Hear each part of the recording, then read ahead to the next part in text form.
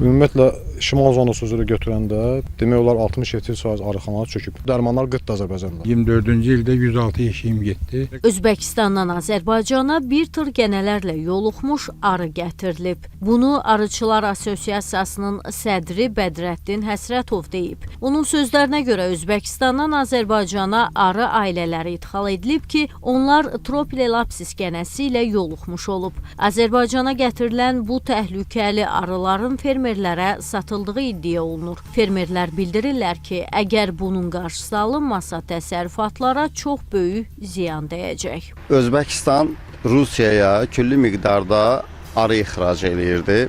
Paket olaraq ildə 100 minlərlə Tropilelapsis gənəsi yayıldığına görə Rusiya arıçılığı bundan imtina elədi və onlar bazar axtarmağa başladılar. Hansısa yollarla Azərbaycanda özlərinə belə deyək, bazar tapdılar. Bu arılar Azərbaycanda əgər yayılarsa, xəstəlik külli miqdarda kütləvi yayılacaq və Azərbaycan arıçılığı demək olar ki, fəlakətə düçar olacaq. Qida Təhlükəsizliyi Agentliyi oradan gələn sənədləri əsasən buraxıb, hər bir arı tək-tək yoxlanılmayıb. Bunlar şanlarda gəlib. Əslində paket arıçılığı ramkasız, şansız gəlməlidir. Lakin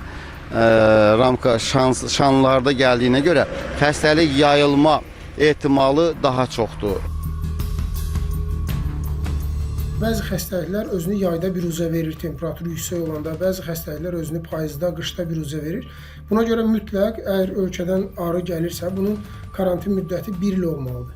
Ən az 1 il olmalıdır ki, o arılar və tam izolə bölgədə o arılar saxlanılmalıdır ki, onların bütün xəstəlikləri haqqında təsərrüfat sahibləri məlumat əldə etsinlər. Min bir zəhmətlə vaxt sərf edərək, maddi vəsait sərf edərək arıları qışdan müalicə edib bir təhər xəstəliklərlə mübarizə aparıb yaza sağlam şəkildə çıxardıblar. İndi ölkəmizə heç bir baytar müayinəsindən keçməmiş, ümumiyyətlə keçməsi mümkün olmayan bir arı təsərrüfatlarının hansı təsərrüfatlardan gəldiyi bəlli olmayan arıların ölkəmizə gətirilməsi arıçılığımız üçün böyük bir riskdir.